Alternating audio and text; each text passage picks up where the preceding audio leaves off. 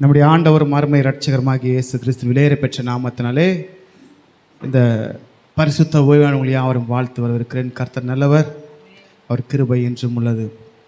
இந்த ஓய்வு நாள் பார்த்திங்கன்னா நம்ம பரிசுத்தமாய் ஆசரிக்க நினைப்பாயாக அப்படின்னு பைபிளில் நிறைய இடத்த சொல்லியிருக்கிறாரு. எப்படி ஆசரிக்க நினைக்கணுமா?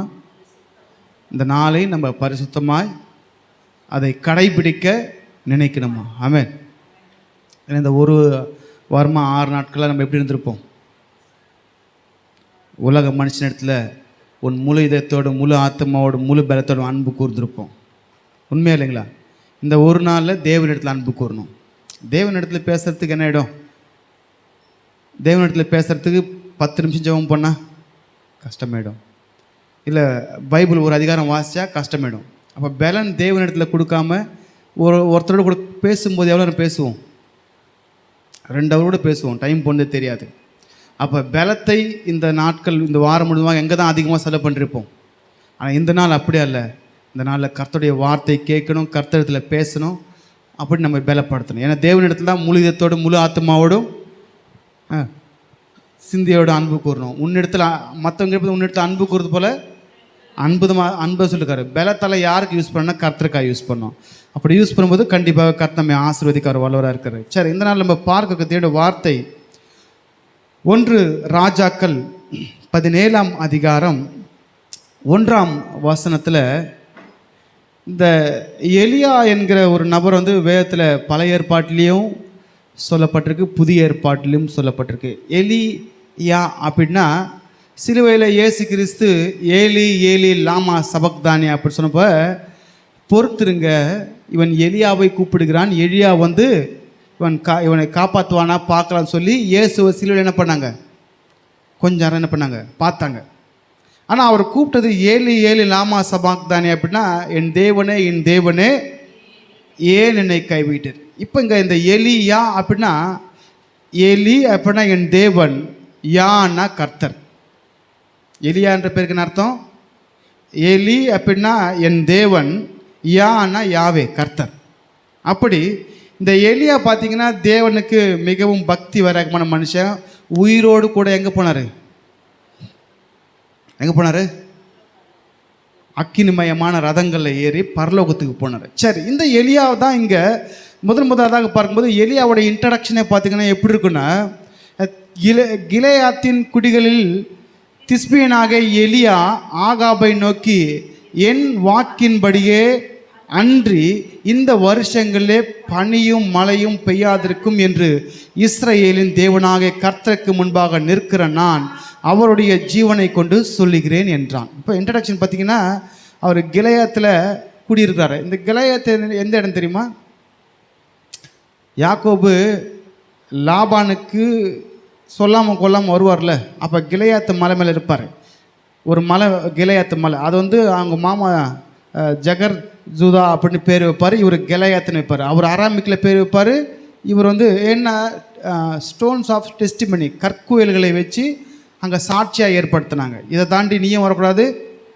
சரி, அந்த இடம்தான், அந்த இடத்துல வாழ்ந்தவர் தான் இந்த எலியா. இப்போ எலியா ஆகாபை பார்த்து சொல்கிறாரு, என் வாக்கின்படியே. இன்றைக்கி தலைப்பினது என் வாக்கின்படியே.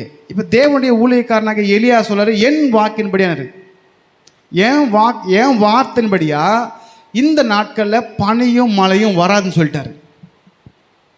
நல்லா பாருங்க, ஆண்டவர் இன்னும் கேட்கல, இவர் சொல்லிட்டாரு. ஆண்டவர் என்ன பண்ணிட்டாரு? யார் வார்த்தை நிமித்தமாக? தேவனுடைய மனுஷனுடைய வார்த்தை நிமித்தமாக 3.5 வருஷம். இங்கே சொல்ல அடுத்த அதிகாரம் பார்த்தீங்கன்னா 3 ஆண்டுகள் கழித்து அப்படின்னு இருக்கு. மொத்தம் 3.5 வருஷம் மழையே வரல. எங்கே இருக்குன்னா யாக்கோபு 5ஆம் அதிகாரம் 17 நீங்கள் வாசிச்சுக்கோங்க. எலியா சாதாரண பாடல் நம்மளை போல் மனுஷன்தான், வானத்துலேருந்து குதிக்கலை. சரிங்களா? நிறைய பிரச்சனை இருக்குது, போராட்டம் இருக்குது. இந்த ஆகாபை பார்த்து ஏன் இந்த வார்த்தையை சொன்னார்னா, மொத்தமாக தேவனை விட்டுட்டு சிலை வழிபாடுக்கு போயிட்டாங்க. எங்கே போயிட்டாங்க? இன்றைக்கி நடக்கிற மாதிரி தேவனை விட்டுட்டு உலகத்துக்கு முன்னாடி போகிற மாதிரி கதை. நினச்சி பாருங்கள், இவர் பக்தி வைராக்கியமுள்ள மனுஷன்ல. இந்த தேசத்தை ஆளுகிற அந்த ஆகாப் என்கிற ராஜா எசபேல் அப்படின்ற அந்த பேல்னா விக்கிரகம், அந்த அம்மாவை கூட சேர்ந்து என்ன பண்ணார், இல்லாத பொல்லாத வெள்ளம் பண்ணிட்டாரு. அதுக்கு இவருக்கு முன்னாடி இருந்தவங்கள பார்க்கலையும் இவர் பயங்கரமாக பாவம் பண்ணார். தேவனை விட்டு விலகி என்னென்ன இருக்கோ எல்லாத்துக்கும் என்ன பண்ணிட்டாரு. அப்போ பண்ணும்போது இந்த எலியா வந்து ஆகாவை பார்த்து சொல்கிறாரு, என் வாக்கின்படியே அன்றி இந்த வருஷங்களிலே இந்த வருஷங்களிலே அப்படின்னா அங்கே இந்த வருஷம் தான் இருக்குது, அங்கே சொல்ல எத்தனைன்னு சொல்லிட்டு அதை தான் அங்கே யாக்கோபு சொல்லியிருக்காரு 3.5 வருஷம்னு சொல்லிட்டு. இப்போ பழைய ஏற்பாட்டை எடுத்து புதிய ஏற்பாட்டில் காண்பிச்சிருக்காரு. சரி, இப்போ அப்போ ஒரு மனுஷன் பேச்சுக்கு தேவன் வானத்தை அடைச்சி போடுவாரா? போட்டிருக்காருல அங்கே. அந்த மனுஷன் யாருன்னா தேவ மனுஷன். எலியா எப்படி ஜெபித்தார்னா கருத்தா ஜெபித்தாரான். எலியா எப்படி ஜெபிப்பாரான்? இன்னைக்கு கருத்தே இல்லை. என்ன இல்லை? ஜபம் சொன்னால் கண்டதையும் உள்ள எடுத்து பண்ணுறது, துதிக்கிறது. கர்த்தர் நாமன் புகலிடமே கருத்தோடு துதிக்கிறோமா? சரி, இதெல்லாம் கர்த்தர் பார்ப்பார். ஏன்னா இங்கே எங்கே இருக்கார் அவர்? எங்கே 2 பேர் 3 பேருக்கு அங்கே இருக்கிறனாரு. சரி, இங்கே எலியா பார்த்தீங்கன்னா வைராக்கியமாக பண்ணிட்டாரு. இவன் சிலை வழிபாடுக்கு போயிட்டான். பைபிளில் ஆல்ரெடி சொல்லியிருக்கு, நீ என்னை விட்டு தூரம் போனேன்னா மழை வராது. ஆமே, என்ன வராது? மழை திரும்ப அடையாளம், ஆசீர்வாதத்துக்கு அடையாளம். நீ என்னை விட்டு தூரம் போனால் உனக்கு ஆசீர்வாதமே இல்லை. அப்படி தான் சொல்லப்பட்டிருக்கு. என்ன இல்லை? குடும்பத்தில் வறுமை, குடும்பத்தில் பிரச்சனை, குடும்பத்தில் போராட்டம் எல்லாம் ஏன் வருது? சிந்திச்சு பார்த்தோமா? சிந்திக்க முடியாமல் அதையும் பிசாசனை பண்ணுவான், கண்ணை மூடி வைப்பான். இந்த ஆகாப கண்ணை மூடி வச்ச மாதிரி இன்றைக்கி நிறைய பேர் கண்ணு மூடப்பட்டிருக்கு. சரி, இப்போ சொல்கிறாரு, என் வார்த்தையின்படி இந்த வருஷங்களில் பனியும் மழையும் பெய்யாது. நோவாவின் நாட்கள் முன்பாக மழை இல்லை, பனி தான் இருந்துச்சு. பனி வந்தாலே செடி முளைச்சிரும். தெரியுமா தெரியாதா? பனி வந்தாலே செடி முளைச்சிரும். பனியே வரல, மழையும் இல்லை. நினச்சி பாருங்கள், நமக்கு ஒரு வருஷம் மழை வரல என்ன ஆகும்?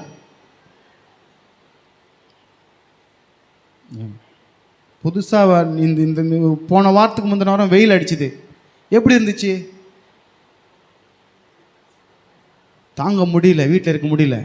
அப்போ 3.5 வருஷம் மழையே, இப்போ மழை வந்திருக்கு, கொஞ்சம் சில்லுன்னு உட்காந்துருக்கோம். இதே போன வாரத்துக்கு முந்தின வாரம் இங்கே எனக்கு வேர்வை ஊற்றிட்டு இருந்துச்சு. நம்மளுக்கு என்ன, அவருக்கு வேர்வை வந்தால் எனக்கு என்ன வந்தால் நமக்கு என்ன? கரெக்டாக இல்லைங்களா? சரி, ரைட். ஆனாலும் எலியாவும் எப்படி பண்ணார்? முழங்கால் இப்படி முட்டியை மடக்கி ஜெபம் பண்ணார். எந்த மலை மேலே? கர்மேல். சரி, ரைட். இப்போ இங்கே அந்த ஒரே மனுஷனுடைய வார்த்தைக்காக ஆண்டரையும் கேட்கல, அடைச்சி போட்டார். நினச்சி பாருங்கள், 3.5 வருஷம் மழையில். இந்த எலியா யோசிக்கல, 3.5 வருஷம் மழையில்னா பயிர் வகை இருக்காது, எதுவுமே இருக்காது, செத்து போடுவேன்னு தெரியுமா தெரியாத? யாருக்கு தெரியும்? ஏன் தேவன் மேல இருக்கிற வைராகியத்தினால அப்படி சொல்லிட்டாரு. தேவனும் வானத்தை அடைச்சி போட்டு எலியாவை அப்படியே விடல, காகங்களை கொண்டு போஷித்தார் என்று சொல்லப்பட்டிருக்கு. என்ன கொண்டு போஷித்தாரு? காகங்களை கொண்டு. ஒரு காக்கெல்லாம் எடுத்து அவருக்கு வைக்கல. இங்கே தமிழில் காகங்கள் இருக்குல்ல, இங்கிலீஷில் ரேவன்ஸ் இருக்கும். எல்லாம் கொண்டு வந்து போட்டுச்சான். எவ்வளோ போட்டிருக்கோம்? அவர் சாப்பிட்டு திருப்தியாக வரைக்கும் போட்டிருக்கோம். ஆமே. சரி, அதுக்கப்புறம் என்ன பண்ணார்? 3 வருஷம் ஐயாவுக்கு ஒன்றும் பஞ்சம் இல்லை. யாருக்கு பஞ்சம் இல்லை? ஏன்னா கர்த்தர் மேலே பக்தி வைரகமாக இருந்ததால். ஆமே. சரி, இப்போ ஏன் மழை வராதுன்னு சொல்லப்பட்டு நீங்கள் பார்க்கும்போது இவர் தானாலாம் ஒன்றும் சொல்ல, வேதத்தில் என்ன இருக்கோ அதான் சொல்லியிருக்காரு. உண்மையாகவே தேவனுடைய மனுஷனுடைய வார்த்தையை கர்த்தர் உறுதி பண்ணுவார். ஆமே. அங்கே உறுதி பண்ணார்னா இன்னும் புதிய ஏற்பாட்டில் அதிகமாக உறுதி பண்ணுவார். பழைய ஏற்பாட்டின் அந்த நாட்கள்லேயே கர்த்தரை உறுதி பண்ணார்னா புதிய ஏற்பாட்டில் அதிகமாக உறுதி பண்ணுவார். அதற்கு சாட்சியும் கொடுத்துருக்காரு, நம்ம பின்பதாக பார்க்கலாம். சரி, ஆபிரகாமுடைய ஒரு வார்த்தையினால சோதம் குமாராலேருந்து லோத்தை காப்பாற்றினாரா இல்லைங்களா? ஒரே ஒரு மனுஷன் நிமித்தமாக காப்பாற்றினாரா இல்லைங்களா? காப்பாற்றினாரா இல்லையா? காப்பாற்றுவார். 2வது, மோசே ஒரே ஒருத்தருடைய ஜபத்தால் மிரியாமையும் காப்பாற்றினாரு, ஆரோனையும் காப்பாற்றினாரு, அங்கே இருக்கிற ஒரு லட்சக்கணக்கான ஜனங்களை காப்பாற்றினார். ஒரே மனுஷனுடைய வார்த்தையினால ஜனத்தை அழிக்காமல் விட்டாரா இல்லைங்களா? அந்த நபர் யாருன்னா தேவன் கூட அதிகமாக நெருக்கமாக இருந்த ஒரு நபர். 3வது பார்த்தீங்கன்னா, ஒரே ஒரு யோசுவா வார்த்தையினால சூரியனையும் சந்திரனை நிறுத்தினாரா இல்லைங்களா? அப்படி போல் புதிய ஏற்பாட்டிலையும் சீஷர்களுடைய வார்த்தையினால் நிறைய அற்புதங்களை செஞ்சார் பின்பதாக நம்ம பார்க்கலாம். சரி, இந்த வார்த்தை தேவ மனுஷனுடைய வார்த்தையை தேவன் உறுதி செய்வார். ஆமென். இயற்கையே கட்டுப்படுத்தினாருன்னா பிசாசை கட்டுப்படுத்த மாட்டாரா என்ன? புரிதா இல்லைங்களா? இயற்கையை கட்டுப்படுத்தின தேவன் பிசாசை கட்டுப்படுத்த மாட்டார். உங்களுடைய வாழ்க்கைக்கு எதிராக செயல்பட்டு கொண்டிருக்கிற அசுத்தாவியை கட்டுப்படுத்த மாட்டார். நீங்கள் செயல்பட நினைக்கிறீங்களா? போராடுவான், உங்களை விழத்தள்ளுற வரைக்கும் போராடுவான். இப்போ ஜெயிக்க பலன் வேணும்னா கர்த்தருடைய அனுகிரகம் வேணும். ஆமென். எவனை விழுங்கலான்னு சுற்றி திரிந்து கொண்டிருக்கிறான். ஆமென். அப்போ நிற்க என்ன வேணும்? பலன் வேணும். சரி, இப்போ இந்த ஒரே ஒரு மனுஷனுடைய வார்த்தை மூலியமாக வானத்தை 3 வருஷம் அடைச்சி போட்டார். ஏன்னா அவங்க கர்த்தருக்கு விரோதமாய் பாவம் செய்து. உபாகமம் 11ஆம் அதிகாரம் 17ஆம் வசனம் சொல்லப்பட்டிருக்கு, அவங்க தேவனை விட்டு தூரம் போகும்போது கர்த்தருடைய கோபம் உங்கள் மேல் மூண்டு மழை பெய்யாமல் போகும். ஆமென். கர்த்தரை விட்டு விலகுனா கர்த்தருடைய கோபம் வரும் முதல்ல. இப்போ இந்த ஜனங்க மேலே என்ன இருக்குது? கர்த்தருடைய கோபம் இருக்குது. பாடுள்ள மனுஷனாகிய எலியாவுக்கே கோபம் வருதுன்னா தேவனுக்கு கோபம் வராதா? வருமா வராதா? நம்ம சொல்கிற ஏசுக்கு சொன்னார், கடைசி நாட்களில் நான் உங்களை நியாயம் தீர்க்க மாட்டேன், நான் சொன்ன வசனம் நியாயம் தீர்க்குன்னாரு. உண்மையா இல்லைங்களா? இன்றைக்கி கோர்ட்டுக்கு போகிறோம், ஜட்ஜ் இருக்கார். ஜட்ஜு அவராக ஒரு தீர்ப்பு சொல்ல மாட்டார். ஆல்ரெடி லாவில் என்ன எழுதி இருக்கிறதோ அதன்படியே தான் தீர்ப்பு கொடுப்பார். உண்மையா இல்லைங்களா? அதான் சொல்லிட்டார், நான் கொடுக்க மாட்டேன். அங்கே கொடுத்துருக்கிற ஜட்ஜம்மா சொல்ல மாட்டாங்க, செக்ஷன் படி நீ இந்த தப்பு செஞ்ச உனக்கு இந்த தண்டனை. உண்மையா இல்லைங்களா? அதான் சொன்னார், நான் தீர்க்க மாட்டேன். கொடுத்த வேதத்தில் என்ன சட்டம் இருக்கோ, பழைய ஏற்பாடு சட்ட புஸ்தகம், அந்த சட்டத்தில் என்ன சொல்லியிருக்கோ அதுதான் உனக்கு. ஆமென். கர்த்தர் நல்லவர். சரி, இப்போ இங்கே சொல்லப்பட்டிருக்கு, நீ தேவனை விட்டு தூரம் போனா எனக்கு தேவனுக்கு கோபம் உன் மேலே என்ன பண்ண மாட்டேன், மழை பெய்யாமற் போக பண்ணுவேன். அப்படின்னு வானத்தை அடைச்சி போட்டுருவேன். நினச்சி பாருங்கள், 3 வருஷம் மழை வரலாம், பூமி எப்படி இருக்கும்? பாலமாக வெடிச்சு போயிட்டுருக்கோம். எப்படி இருக்கோம்? வறட்சி வந்தால் வெடிச்சு போயிடும், புல்லே இருக்காது. நீங்கள் நல்லா பாருங்கள், வெயில் நல்லா உச்சி வெயில் அடிக்கும்போது மே மாதம்லாம் இருக்கிற புல்லாம் காஞ்சி போயிட்டுருக்கோம். இப்போ லைட்டாக மழை வந்தோடனே மழையும் துளிர்த்துருக்கோம். இப்போ மழை என்பது நம்முடைய குடும்பங்களுக்கு ஆசீர்வாதத்தை குறிக்கும். இப்போ ஆசீர்வாதத்தை இழக்க காரணம் என்னென்னா, நம்ம தேவனுக்கு கோபத்தை மூட்டுறோம். பலன் யார்கிட்ட யூஸ் பண்ணுறோம்? ஜெபிக்கும்போது பலன் இல்லை, துதிக்கும்போது பலன் இல்லை, வேதம் வாசிக்கும்போது பலன் இல்லை, கதை பேசும்போது அது எங்கே இருந்தால் வருந்தில்லை. அப்போ தேவன் இடத்துல பலத்தை கொடுக்காம நீ மற்ற இடத்துல பலத்தை கொடுக்கும்போது என்ன ஆகிடும்? எனக்கு முக்கியத்துவம் கொடுக்காம நீ அவங்க முக்கியத்துவம், தேவனுக்கு கோபம் வரும். கோபம் வந்தால் யாருக்கு தான் நஷ்டம்? அந்த தேசத்துக்கு என்ன நஷ்டம்? அவனுக்கு தான் நஷ்டம். ஆமென். உண்மையா இல்லைங்களா? கர்த்தரோடு கூட இருந்தானா நிச்சயமாகவே நம்மளை எலியா மாதிரி போஷிப்பார். உலகத்தில் பஞ்சம் வரட்டும், பட்னி வரட்டும், என்னென்ன வரட்டும், கர்த்தர் நம்மை போஷிக்க அவர் வல்லவராக இருக்கிறாரு. சரி, இங்கே சொல்லப்பட்ட தேவனை விட்டு தூரம் போனால் என்ன ஆகுமா? சரி, சாலமோன் ராஜா சொல்லியிருக்காரு ஜெபத்தில் பாருங்கள், 1 ராஜாக்கள் 8ஆம் அதிகாரம் 35 சொல்லப்பட்டிருக்கு, அவர்கள் உமக்கு விரோதமாய் பாவம் செய்ததினால் வானம் அடைப்பட்டு மழை பெய்யாதிருக்கும் போது அப்படின்ட்டுருக்கு. இப்போ பாவம் செஞ்சால் மழை வராதா? ஆன்சர்லாம் அங்கேயே தான் இருக்குது. அங்கே 5 ஆகமத்து சொல்லிட்டாரு, பாவம் செஞ்சால் உனக்கு ஆசீர்வாதம் இல்லை. நீங்கள் மழைன்னா மழை நினச்சிக்க போகிறீங்க. மழை என்னது? ஆசீர்வாதம். சரி, ரைட். இப்போ இங்கே சொல்லப்பட அவர்கள் உமக்கு விரோதமாய் பாவம் செய்ததினால் வானம் அடைப்பட்டு மழை பெய்யாதிருக்கும் போது இந்த ஆலயத்தில் உம்மை நோக்கி ஜெபிக்கும் பொழுது வானம் திறக்கப்பட்டு அவங்களுக்கு மழையை கொடுங்க ஆண்டு அப்படின்னு ஜெபம் பண்ணுறாரு. யார்? சாலமோன் ஜெபம் பண்ணுறாரு. அந்த ஜெபத்துக்கு ஆண்டவர் மறுபடியும் பதில் சொல்வார், நீ வைத்த எல்லா ஜெபத்திற்கும் நான் பதில் தருகிறேன் அப்படின்னாரு. ஒரே ஒரு மனுஷன் சாலமோன். அந்த சாலமோன் ஜெபத்தை கர்த்தர் கேட்டாரா? கேட்டார். இன்றைக்கி நம்ம குடும்பத்தில் 4 பேர் எப்படி தான் நமக்கு தேவையில்லை. நம்ம ஒழுங்காக ஜெபிச்சோன்னா நம்ம நிமித்தமாக நம்ம குடும்பம் காக்கப்படும். ஆமென். அவங்க கதை விட்டுருங்க, நமக்கு தேவையில்லை. அவங்க ஒழுங்காக இருக்கிறாங்களோ இல்லையோ, நம்ம ஒழுங்காக இருக்கலாம். நம்ம நிமித்தமாக அந்த குடும்பம் காக்கப்படும், குடும்பம் போஷிக்கப்படும். ஆமே. எலியா நிமித்தமாக விதவையின் வீடு போஷிக்கப்பட்டது. உண்மையா இல்லைங்களா? இப்போ நம்ம கர்த்தர்கிட்ட தயவு பெற்றுக்கொண்டு தேவனத்தில் இருந்தோன்னா நமக்கு நம் நிமித்தமாக மற்றவர்கள் என்ன பண்ணுவாங்க? பலனை அடைவார்கள். ஆமேன். நம்ம ஆசீர்வாதத்தின் பாத்திரமாக வைப்பார். ஆமேன். அதனால் விட்டுருங்க. நம்ம தேவனுக்குள்ளே உண்மையாக இருக்கணும். உண்மையாக இருக்கும்போது நம் வார்த்தையை, ஒருவருடைய வார்த்தையை கர்த்தர் கனப்படுத்துவார். ஆமேன். சரி, அப்போ நம்ம தேவனுக்கு உண்மை தன்மை. புதிய ஏற்பாட்டில் அப்படியே வந்துடலாம். புதிய ஏற்பாட்டில் வரும்போது பழைய ஏற்பாட்டில் எலியாவினுடைய ஒருவனுடைய வார்த்தையை தேவன் கனப்படுத்தினார்னா, புதிய ஏற்பாட்டில் பார்த்தீங்கன்னா சீஷர்களுக்கு அவர் அதிகாரம் கொடுத்து அனுப்புகிறார். எப்படி அதிகாரம் கொடுத்து அனுப்புகிறார்? மத்தேயு சுவிசேஷம் 10ஆம் அதிகாரத்தில் அசுத்த ஆவிகளை துரத்த சொன்னால் ஓடுமா? அசுத்த ஆவியே அவனை விட்டு போ அப்படின்னா போகுமா? போகும். ஏன்னா அதிகாரத்தை கொடுத்தது யார்? இயேசு. சகல வியாதிகள் போகுமா? போகும். அதிகாரத்தை கொடுத்தது யார்? இயேசு. சகல நோய்களை நீக்கவும் அவருக்கு அதிகாரம் கொடுத்தாரு. வியாதி வேற, நோய் வேற.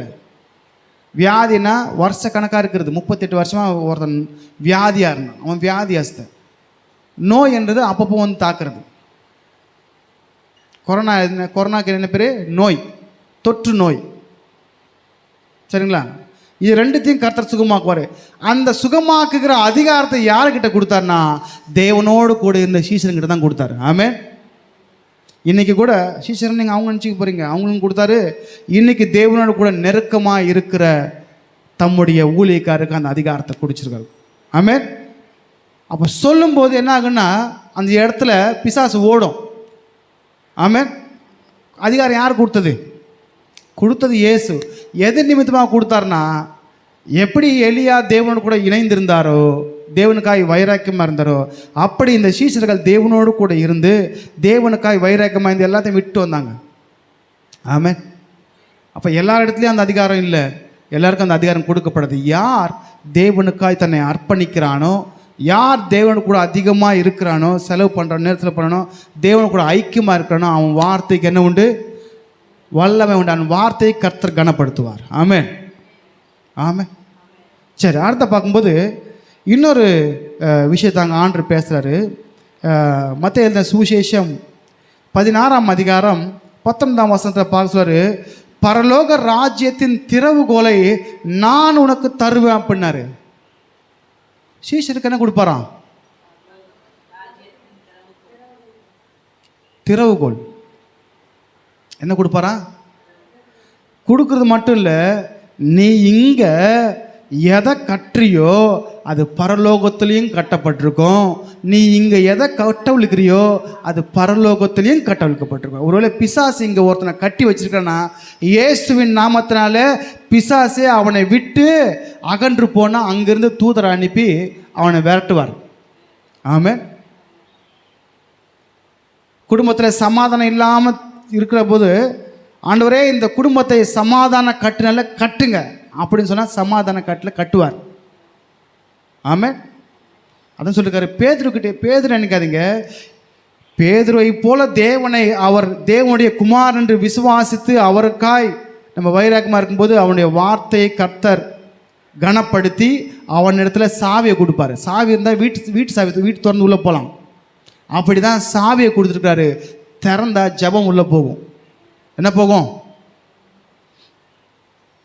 என்ன போகும்? வீட்டு சாவி திறந்தால் வீட்டுக்குள்ளே போக முடியும். பூட்டின வீட்டுக்குள்ளே போக முடியுமா?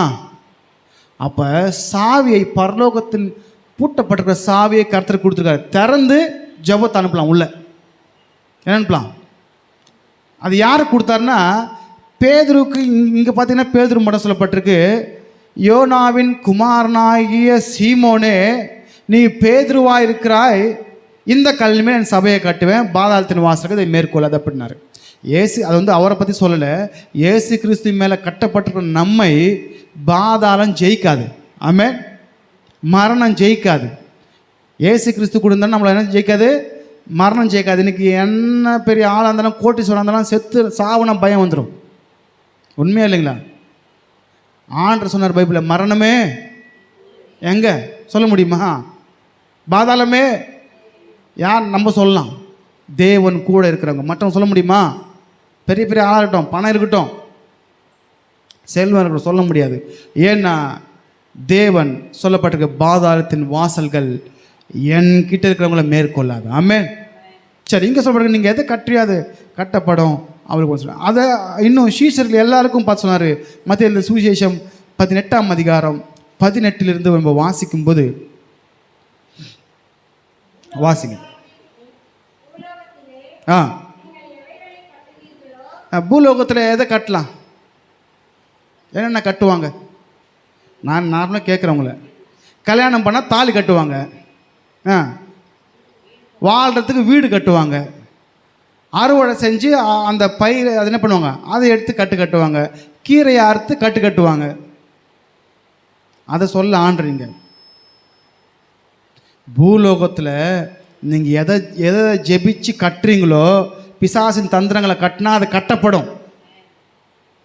சாத்தானுடைய வல்லமைகள் கட்டப்படும். அப்புறம் எப்படி பரலோகத்தில் அங்கேருந்து அனுப்புவார் ஏஞ்சல்ஸை. ஆமென். அனுப்பி கட்டுவார். வாசிங்க அப்படியே.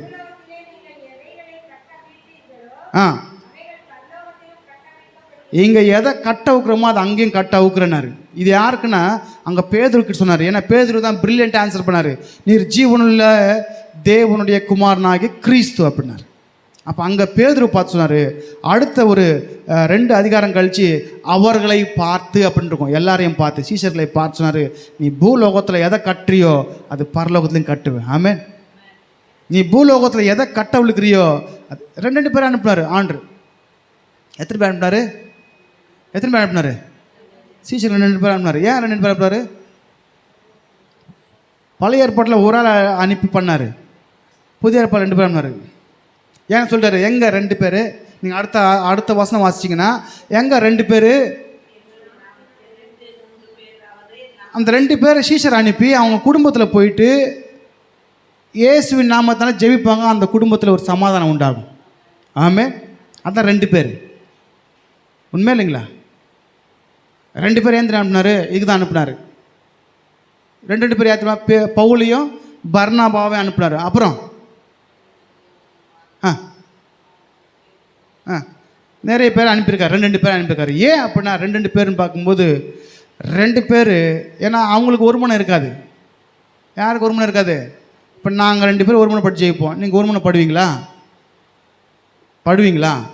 பட மாட்டீங்க. அதுக்கு தான் 2 பேர். எதுக்கு 2 பேர்? அங்கே தான் சொல்லப்படுங்க பூமியிலே. அதில் அடுத்த வசனம்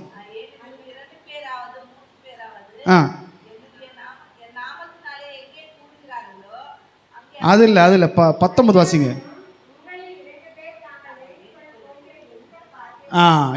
அது எந்த காரியமாக இருக்கட்டும், அது என்னன்னா இருக்கட்டும், அது எவ்வளோ பெரிய காரியமாக இருக்கட்டும், வானத்தை அடைச்சி போட்ட ஆண்டுருக்கு இது ஒன்றும் பெரிய விஷயமே இல்லை. ஆமென்.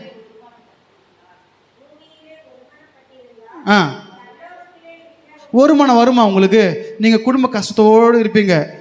நாங்கள் இங்கே ஜெபிப்போம், நீ உங்கள் வீட்டில் இருக்கிற பிரச்சனை யோசிச்சுட்டு இருப்ப. கரெக்டாக இல்லையா? 2 பேர் நாங்கள் ஜெபிப்போம், நீ ஒரு மனம் படுங்கன்னா நீங்கள் ஒரு மனம் படுவீங்களா? வீட்டில் என்ன பிரச்சனையோ, நான் புரிதுக்காக சொல்கிறேன், வீட்டில் பிரச்சனை தான் இங்கே ஓட்டிருக்கோம், ஒரு மனம் ஆவீங்களா? அதனால தான் 2 பேர் அனுப்புவார்.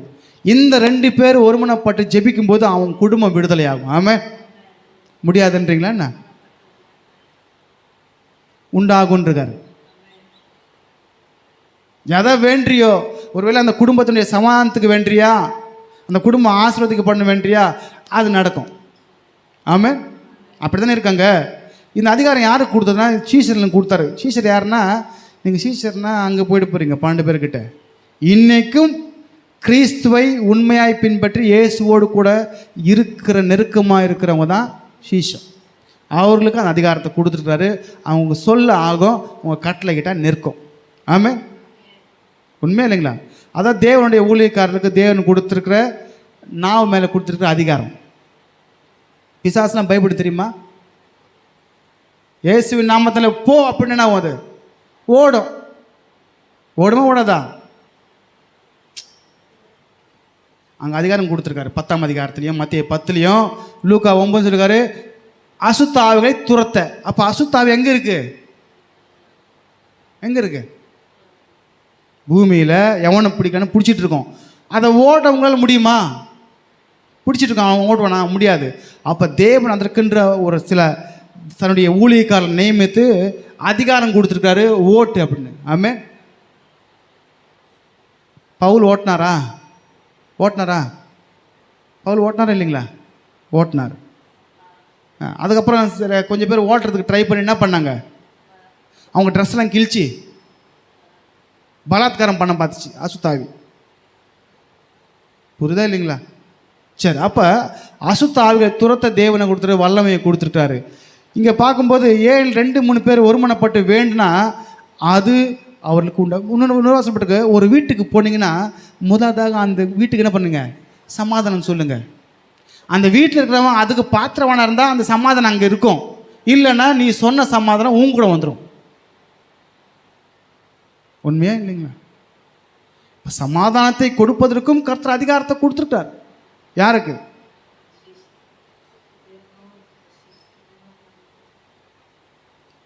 எருசலேமிலும் யூதேயாவிலும் சமாரியாவிலும் உலகம் பரியந்தமும் சுற்றி திரிந்து நான் உங்களுக்கு உபதேசத்தை யாவையும் சொல்லி சீஷராக்கி பிதா குமாரன் பரிசு ஞானஸ்தானம் கொடுக்குறாரு. முதல்ல சீஷரை ஆக்கணும்.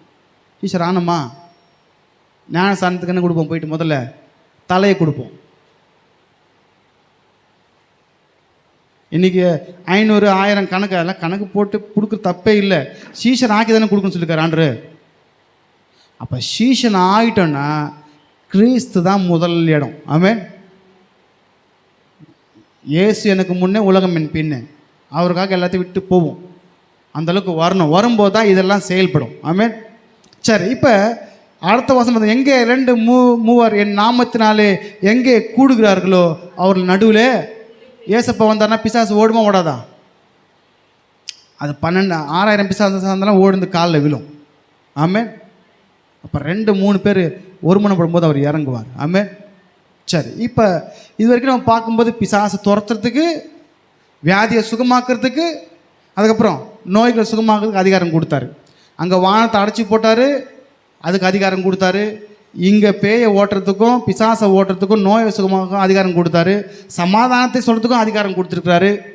கடைசியாக பார்த்திங்கன்னா தேவன் அவருக்கு சமமாய் அவருக்கு சமானமாக என்ன பண்ணிருக்காரு? இங்கே ஒரு அதிகாரத்தை கொடுத்துருக்காரு. அதை நம்ம வாசிச்சிடலாம். வாசிங்க. யோவான் எழுதின சுவிசேஷம் 20ஆம் அதிகாரம் 23ஆம் வசனம் சொல்லப்பட்டிருக்கு, எவர்களுடைய பாவங்களை மன்னிக்கிறீர்களோ அவைகள் அவர்களுக்கு மன்னிக்கப்படும், எவர்களுடைய பாவங்களை மன்னியாதிருக்கிறீர்களோ அவைகள் அவர்களுக்கு மன்னிக்கப்படாதிருக்கும் என்றார். ஆமென். பாவத்தை மன்னிக்க தேவனுக்கு தான் அதிகாரம் இருக்கு.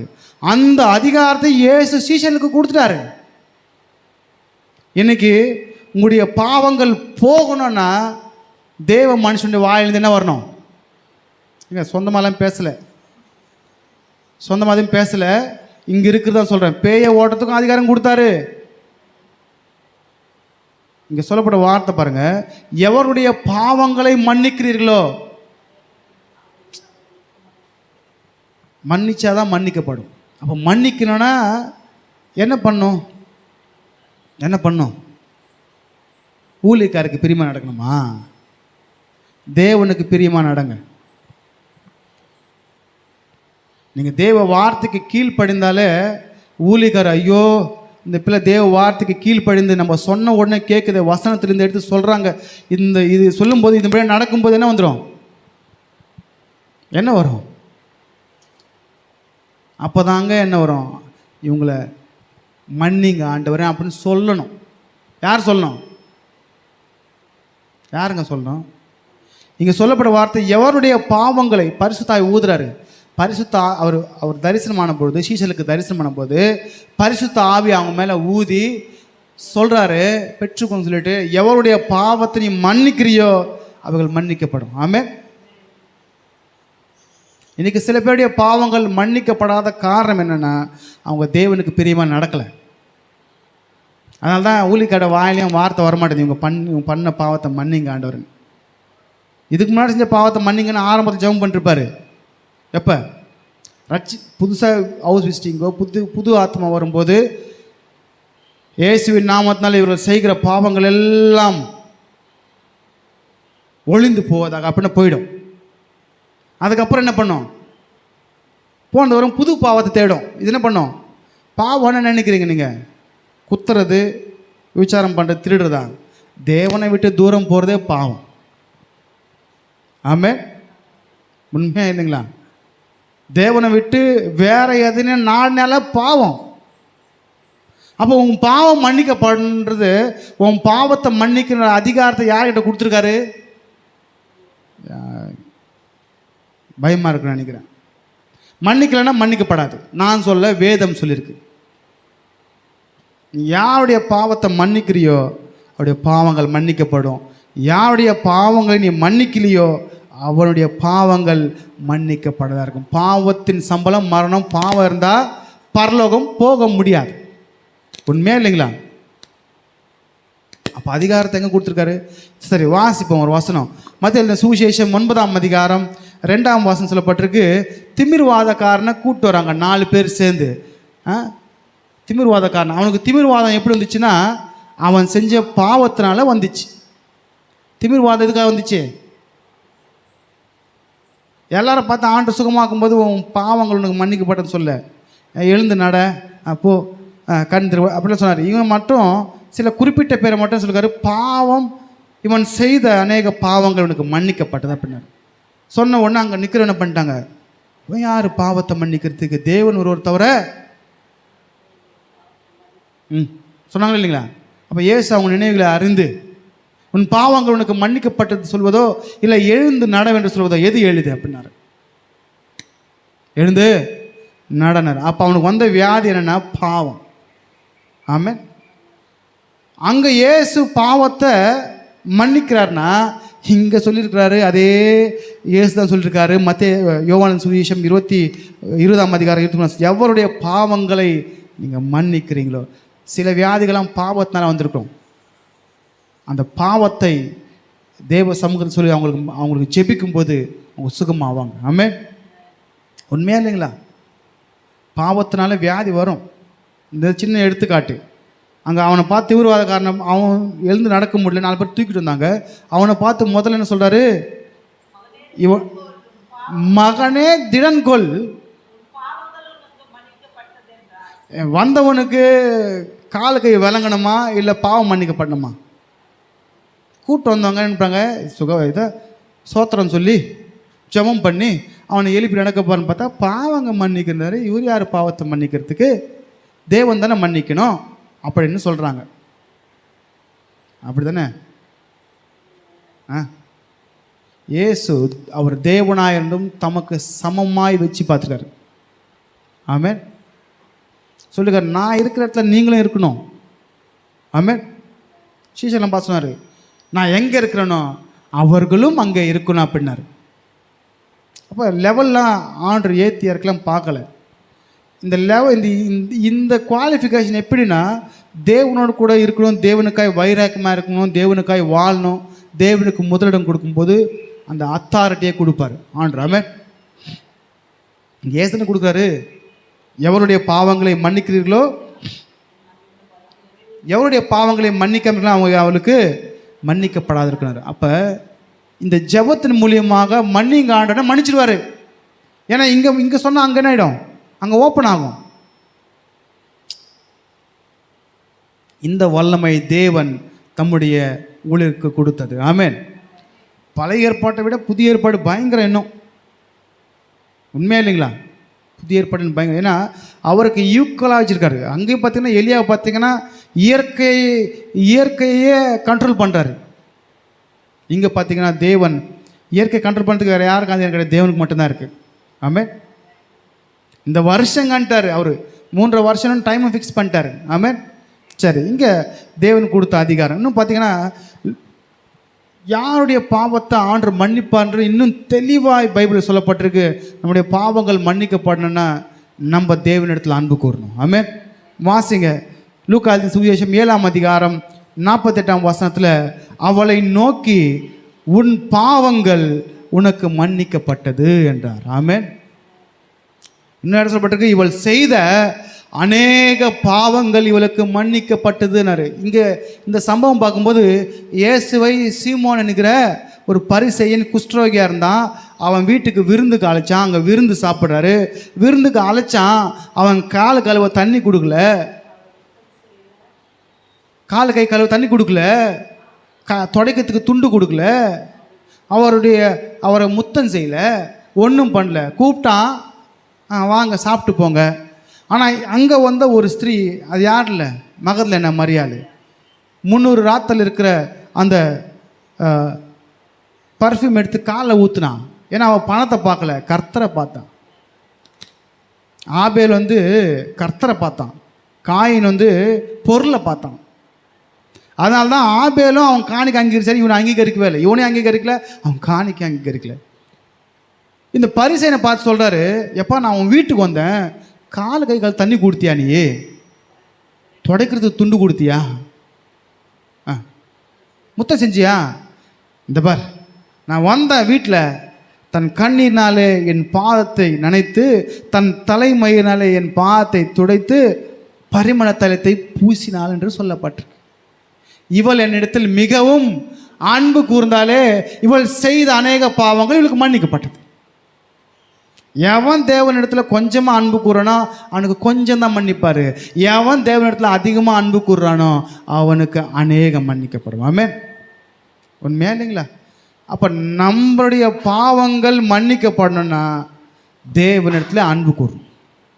ஆமென். அதான் பார்க்கலாம். அந்த அம்மா எல்லாம் சுவிசேஷத்தில் அந்த அம்மா பேர் எழுதிருக்கு. முதல் தரிசனமே அந்த அம்மாவுக்கு தான். எவன் அதிகமாக அன்பு கூறுறானோ அவன் தான் முதல்ல இருப்பான் ஆண்டர்கிட்ட. உண்மையா இல்லைங்களா? அன்பான சீசன் யார்? மார்லே சாய்ந்து கொண்டிருக்கிற சீசன். அந்த அன்பான சீசன் தான் பரலோகத்துக்கு தூக்கின்னு போய் அவரை எல்லாத்தையும் காமிச்சார். மற்ற யார் காமிச்சாருன்னு தெரியல. இவரை பார்த்தீங்கன்னா பவுலை பார்த்தீங்கன்னா 3வது வாரம் வரைக்கும் கூட்டின்னு போனார். ஆனால் அன்பானவனுக்கு தன் அன்பை வெளிப்படுத்தினார். ஆமென். புரியுதா இல்லைங்களா? எண்ணெய் கொப்பரில் போட்டாங்க, வேகலை. இதுனாட ஆச்சரியம். பேரலில் போட்டு ஆணி அடித்து மலை மேலேருந்து ஊட்டி விட்டாங்க, ஒன்றும் ஆகலை. ஏன்னா சேனைகளின் கர்த்தர் யோவானோடு கூட இருந்தார். அதே சேனைகளின் கர்த்தர் நம்மோடு கூட இருக்கிறார். இன்னைக்கு கூட நம்ம நிற்பது தேவ கிருபையில். பிசாசு காலி பண்ணிட்டுருப்பான் எப்பயோ. ஆமென். அப்போ இந்த அதிகாரம் என்பது யார் கொடுத்ததுன்னா தேவன் கொடுத்துருக்காரு. ஆமென். அப்போ பாவத்தை மன்னிக்கவும் அதிகாரம் கொடுத்துருக்காரு. பிசாசை துரத்துறதுக்கு, அப்புறம் வியாதியை சுகமாக்குறதுக்கு, நோயை சுகப்படுத்துறதுக்கு, சமாதானத்தை கொடுக்கறதுக்கு, அப்புறம் பாவத்தை போக்குற அளவு கூட அந்த அதிகாரத்தை யார் கொடுத்தானா தம்மிடத்தில் நெருக்கமாக இருக்கிற தம்முடைய ஊழியக்காரர் கொடுத்துருக்காரு. ஆமென். விசுவாசிகளாக இருந்து ஊழியக்காரனுங்க இருக்கிறாங்க. அப்படி தான் வந்தது தான் எல்லாமே. முதல்ல பவுல்கிட்ட கற்றுக்கினாரு தீமோத்தேயு, அதுக்கப்புறம் ஊழியக்காரன் மாறினார். கற்றுக்காமல் ஒன்றும் செய்ய முடியாது. இயேசுக்கிட்ட இருந்தாங்க, கற்றுக்குனாங்க, அதுக்கப்புறம் தான் அவங்க ஊழியக்காரன் மாறினாங்க. இன்றைக்கி கற்றுக்கணுன்னு ரொம்ப வலிக்கும். என்ன ஆகிடும்? கற்றுக்கவே மாட்டாங்க. ஸ்ட்ரெயிட்டாக என்ன ஆகிடும்? ஸ்ட்ரெயிட்டாக ஹீரோ ஆகிடும். என்ன ஆகிடும்? ஸ்ட்ரெயிட்டாக ஹீரோனா அடி. அந்த அசுத்தாவை என்ன பண்ணிச்சு? பலாத்காரம் பண்ணுச்சு. நுழைக்க தெரியாத இடத்துல மூக்கு நுழைச்சி மூக்கை உடச்சிக்கின்னு தான் வரணும். அப்போ தேவனுக்காக நம்ம காத்திருக்கும் போது, தேவனுடைய கரத்தில் அடங்கி இருக்கும்போது கண்டிப்பாகவே தேவன் பயன்படுத்துவார். ஆமென். காத்திருப்பு வேணும். 3 வருஷம் சீசர்களுக்கு கற்றுக் கொடுத்தாரு. அதுக்கப்புறம் தான் அனுப்புகிறாரு, போங்கன்னு சொல்லிட்டு 3 வருஷம் கழிச்சு. அப்போ தேவனிடத்தில் எல்லாத்தையும் முதல்ல என்ன பண்ணாங்கன்னா விட்டுட்டு வந்தாங்க. அதுக்கும் சில குவாலிஃபிகேஷன் இருக்குல்ல. எல்லாத்தையும் விட்டு வந்தாங்க, கடைசி வரைக்கும் நின்னாங்க. சொன்னல, கடைசி வரைக்கும் என் கூட நீங்கள் தான் பண்ணினீங்க. எல்லாம் போயிட்டாங்க. இருந்தாங்க 500க்கு மேற்பட்ட சீஷர் இருந்தாங்க. எல்லாம் ஓயிட்டானுங்க. எல்லாம் என்ன பசங்க, கேடி பசங்க. கஷ்டத்தை பார்த்தோன்னே, இன்றைக்கும் கஷ்டத்தை பார்த்து ஓடுற இருக்காங்க கூட்டம். கஷ்டத்தை பார்த்தோன்னே என்ன பண்ணுவாங்க? ஏசப்பாவாது. ஆனால் கர்த்தருக்காய் வைராகமாக இருக்கும்போது கர்த்தர் கண்டிப்பாக ஆசீர்வதிக்கார். வளர சொல்கிறார்ல, கடைசி வரைக்கும் நீ என் கூட இருந்த.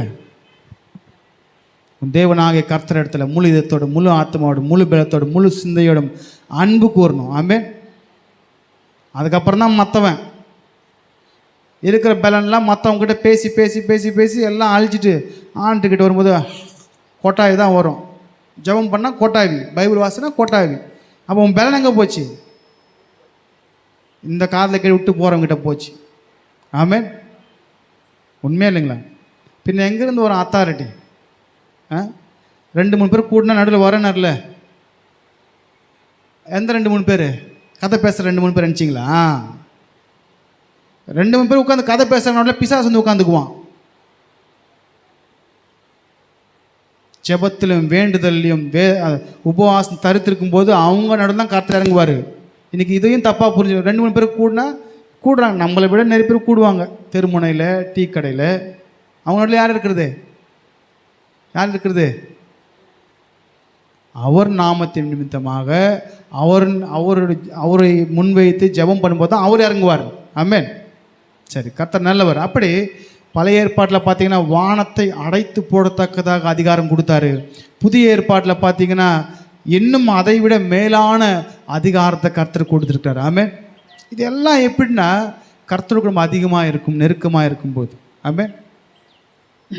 சீஷன் என்பவன் குருவை போலவே இயேசு கிறிஸ்து அவருக்காக வந்தார். யாருக்காக வந்தார்? எல்லாருக்கும் உலகத்துக்காக வந்தார். நம்ம முதல்ல என் வீடு, என் புள்ள, அப்புறம் தானே அது தப்பு இல்லை. குழந்தை குட்டிலாம் பாருங்கள், அதுதான் தவறு இல்லை. ஆனால் தேவ திட்டத்துக்காக, தேவ சித்தத்துக்காக நம்மளை என்ன பண்ணோம்? அட்லீஸ்ட் 1 மணி நேரமாவது கர்த்தருடைய ஜெபத்தில் பண்ணோம். தேசத்துக்காக ஜெபிக்கிறது நான் பண்ணோம். புரியுது இல்லைங்களா? அப்படியாக தேவன் அவருக்காக வரல, மற்றவர்கள் நமக்காக வந்தார். அவர் அவருக்காக சாகலை, நமக்காய் செத்தார். அவர் அவருக்காக ரத்தம் சிந்தலை, நம்ம பாவம் கழுவுப்படுறதுக்காக ரத்தம் சிந்தினார். அவருக்காக ஜீவனை கொடுக்கல, நம்ம ஜீவன் அடுத்ததாக ஜீவனை கொடுத்தாரு. அப்போ எல்லாமே என்னது? சீஷன் என்பவன் குருவை போலவே தனக்காய் வாழாமல் தன்னையும் தருவான். விண்ணை விட்டு என் கண்ணை, மண்ணின் வாழ்வையை குப்பையை எண்ணுகிறார். இந்த வாழ்க்கை நிச்சயம் இல்லைங்க. ஆபிரகாம் விட்டு வந்த தேசத்தை பெருசாக நினைக்கல, அதை காட்டிலும் மேலான தேசத்தை, பரம தேசத்தை நாடுதல விட்டு வந்த தேசத்துக்கு போல. அப்படி தான் இந்த வாழ்க்கையில் அங்கே நமக்காக ஒரு இடத்த ஆயத்தம். அதுதாங்க வாழ்க்கை. இன்றைக்கி பிரயாணங்கள் அப்படி தான் போயிட்டுருக்கு. ஆபிரகாம் அழைச்சார். ஆபிரகாமுக்கு என்ன சொன்னார்?